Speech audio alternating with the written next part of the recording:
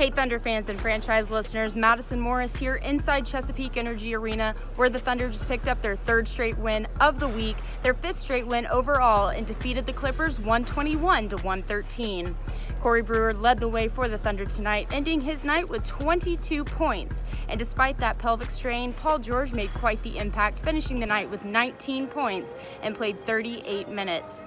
He was questionable during yesterday's practice. His appearance on the court tonight was a game-time decision, but he came in, made that impact, and he helped the Thunder pick up their 42nd win of the season. Listen here to see what Thunder players had to say about their win over Los Angeles tonight. Russ, 30 assists tonight as a team. Looked like you got great shots, as you closed the game too. What was the key offensively to being able to generate such good looks throughout the night? Just picking spots, penetrating. They like to pack the paint, finding guys on the three. It seemed like hitting the paint, being able to play out of post-ups and that type of thing was really big too. How does that just free up your guys as you pull the defense in? And it helps a lot because they have to double. It opens up weak side actions. Plus, you mentioned today earlier about getting as many possessions you guys can in the game. What does it do for you all when Corey is able to generate steals the way that he did tonight? Get us out, transition, get us to the line. Obviously, we want to play fast and get extra shots up, so definitely big for us. Russ, it seems like not only the ball is moving, but also players are moving. Everybody's moving more. How much does Corey have to do with that and what he brings? I think it's a combination of everybody. Everybody's moving and cutting and moving around, but that's obviously one of his strong suits is cutting and outside moving. So it definitely helps and creates confusion for the defense at times. What did you notice about the defensive end of the floor? It seemed that you were able to kind of make them go east-west a little bit more than north-south. Did a good job of using our length, our size, and our hands. Kind of boost out there. I did a good job, man, being solid. Came in with a spark on both sides of the ball. That was nice. Chance, you just make that up on the fly on that alley-oop layup? I mean, people keep asking me that. I'm not sure what happened. It was just one of those things, like in the moment things, and I just happened to make the ball, so it was all good. Billy said you should have maybe come down with it at that stage of the game. Did you think about that at all? I think I saw that big dude behind me. I was like, I get this up real quick before he comes. That's pretty much what happened. Did you ever catch yourself off guard thinking like, man, I've been in the air for a long time? It seems like you're hanging. It does sometimes. I feel like I'm flying, but like I said, the bucket is all that matters, so it's all good. What kind of focus does it take for you, especially as a young guy, just to kind of lock in on Lou Williams and deal with everything that he brings offensively? I leave that to my coaches. They give me scouting reports, personnel, so I'm with them the day before, today, just learning what he does, which way he likes to go. He gets all the fouls, so I'm just listening to them, just trying to play my best. What was the key in that second group? It seemed like you guys were able to be disruptive defensively, but also pretty efficient on the offensive end. No, we're pretty known for our energy. That's what we come off the bench for, just our energy. Just pick up the game, pick up when the first group's down, just pick up the energy, and that's what we did today, and it kind of helped, so it was good.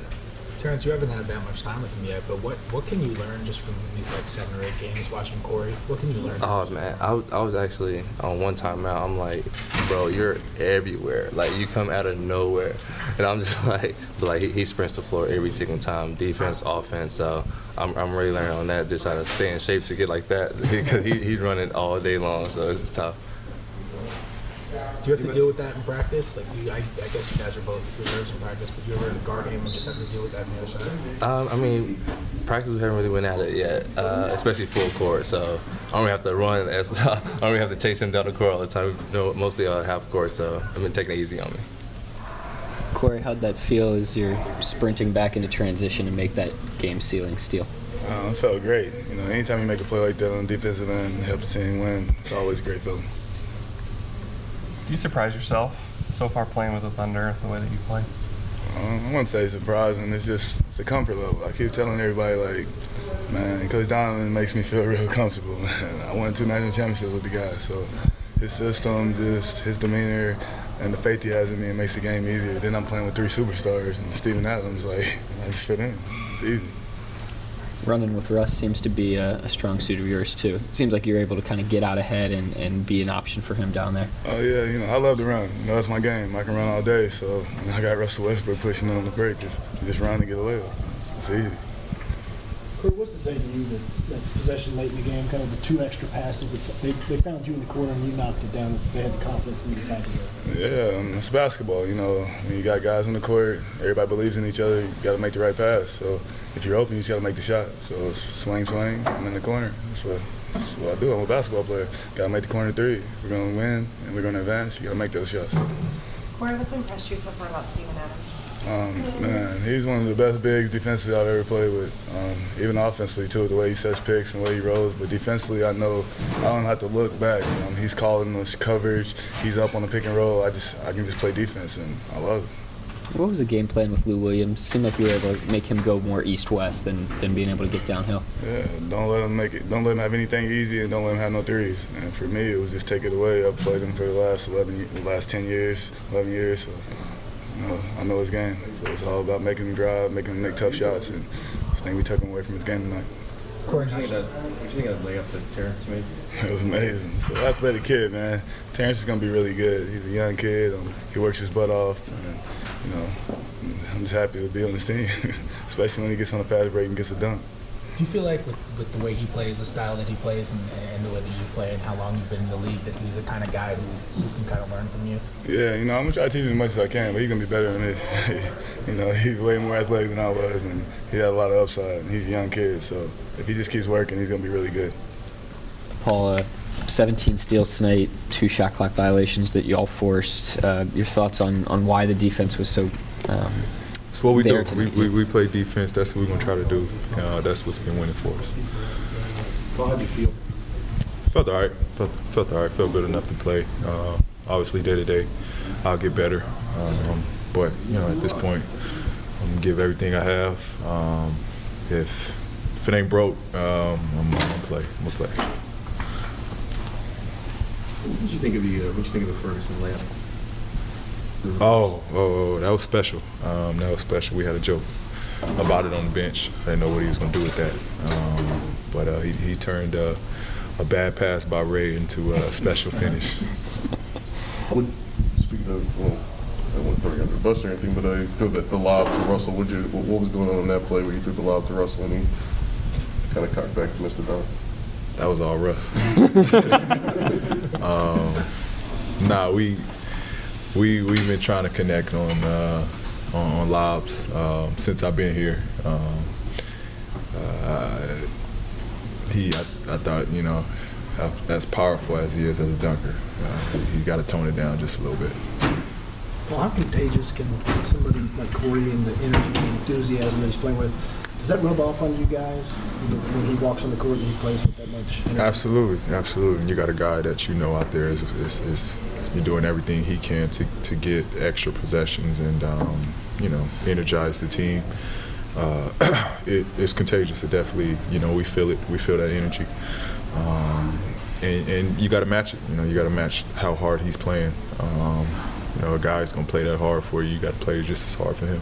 What about just the kind of the circumstances that he was added to the team? You lose Dre, obviously kind of a shock to the system. Just in that way, did you guys feel kind of a pick-me-up when Corey walked in his locker room? Yeah, we definitely did. I knew what we was gonna get out of him. I knew he was gonna help in a big way. His ability to make corner threes and stretch the floor, and his energy. I knew it was going to be a big lift for us and be very helpful down the stretch. Does getting out in transition help in sharing the ball? You guys had 30 assists tonight and forced a lot of turnovers that led to those assists. Yeah, because our key is we want to run, we want to play, in a transition game. We want to put pressure on the defense, and then at that point, we just trying to make a play. We get a fast break or we get numbers on the break.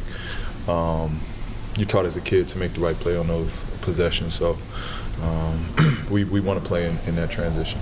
Paul, you've talked, you've said over and over again, Corey's abilities and what he's done over his career and all of that, and over time it seems that would bear out, but it seems like there's been no transition at all, like no get to know you period or anything like that. Why do you think that's just been so seamless him coming in?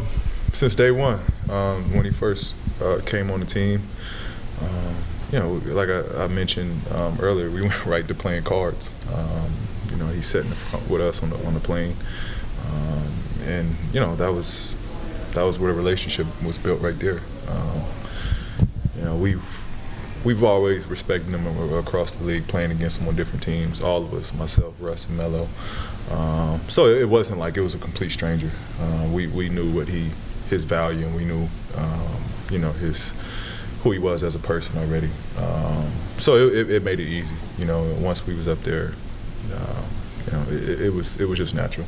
Is that like a really important thing, like getting to know someone personally? Like, does that actually translate to the court? Yeah, absolutely. Absolutely. You got to know guys you're out on that floor with, whether it's this has nothing to do with basketball. You got to know your teammates. That'll do it here from Oklahoma City, and the Thunder are on the road for the next 2 games, making stops in Toronto on Sunday and Boston on Tuesday. The team returns home to their home court to host the Miami Heat on Friday and the Trailblazers on Sunday. Stick with us and stay up to date on all Thunder coverage by following us on our social media, and we'll see you back here in Oklahoma City next Friday.